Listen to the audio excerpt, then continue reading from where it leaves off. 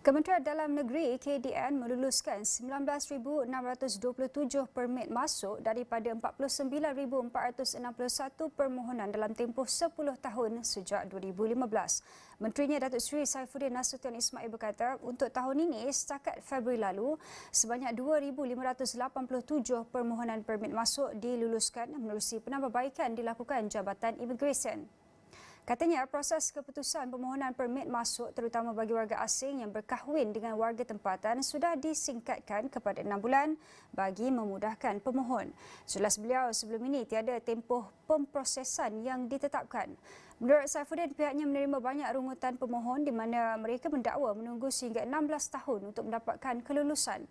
Bagaimanapun, dengan kepimpinan baharu imigresen, proses kini dipercepatkan bagi mengelakkan kelewatan yang tidak perlu.